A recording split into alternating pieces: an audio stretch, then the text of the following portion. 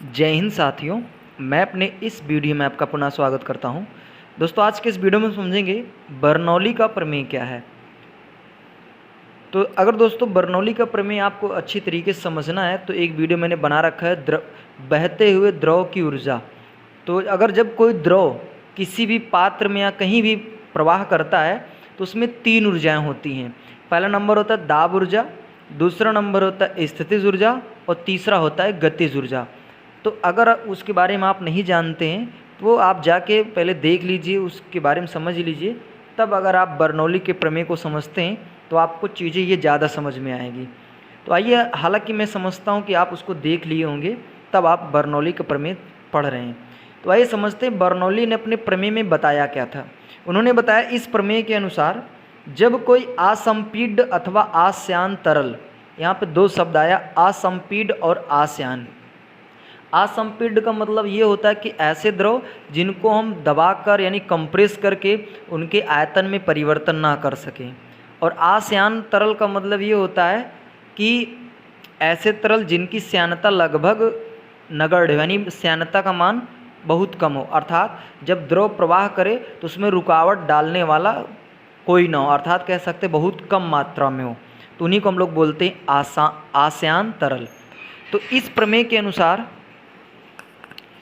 जब कोई असंपीडित अथवा आस्यान तरल एक स्थान से दूसरे स्थान तक धारा रेखी प्रवाह करता है या होता है तो मार्ग के प्रत्येक बिंदु पर द्रव की दाब ऊर्जा, गतिज ऊर्जा तथा स्थितिज ऊर्जा का योग नियत रहता है।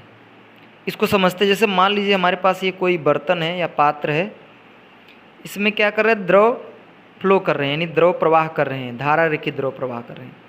तो मान लीजिए हमने क्या माना, 3 पॉइंट मान लिया, हमने 3 बिंदु मान लिए, एक यहाँ, दूसरा यहाँ और तीसरा हमने यहाँ मान लिया। तो 3, और इसमें क्या है, द्रव प्रवाह करें, तो जाहिर सी बात अगर किसी भी बर्तन में द्रव प्रवाह करते हैं तो उसमें 3 ऊर्जाएं होती हैं, दाब ऊर्जा, गतिज ऊर्जा और स्थितिज ऊर्जा। तो अगर किसी जगह पे द्रव प्रवाह करेंगे जो तीनों ऊर्जाएं हैं, तीनों ऊर्जाओं का योग प्रत्येक स्थान पर, यानी उनका योग जो है वो फिक्स रहेगा। जैसे मान लीजिए मैं यहाँ पे बात करूँ तो यहाँ पे दाब ऊर्जा, स्थितिज ऊर्जा और गतिज ऊर्जा का जो योग आया है वही यहाँ पे आएगा, वही चीज़ यहाँ पे आएगी, यानी प्रत्येक जगह पे इनका जो मान होगा वो नियतांक रहेगा। नियतांक का मतलब फिक्स रहेगा, बदलेगा नहीं। जैसे मान लीजिए यहाँ पर हमने चेक किया तो इनकी जो ऊर्जाओं का योग है वो आया, मान लीजिए सपोज दैट 20 जूल।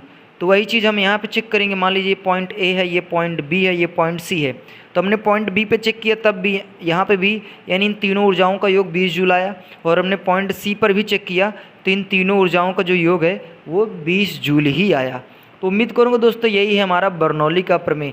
तो इस प्रमेय के अनुसार जब कोई असंपीड्य अथवा आस्यान तरल एक स्थान से दूसरे स्थान तक धारा रेखी प्रवाह करता है तो मार्ग के प्रत्येक बिंदु पर, यानी हर जगह दाब ऊर्जा, गतिज ऊर्जा तथा स्थिति ऊर्जा का जो योग है वो नियत रहता है। नियत का मतलब फिक्स रहता है, बदलता नहीं है। जैसे हमने यहाँ पे देखा 3 पॉइंट हमने माना ए बी सी, हमने ए पे चेक किया 20 जूल, बी पे चेक किया 20 जूल और सी पे भी हमने चेक किया तो 20 ही जूल था।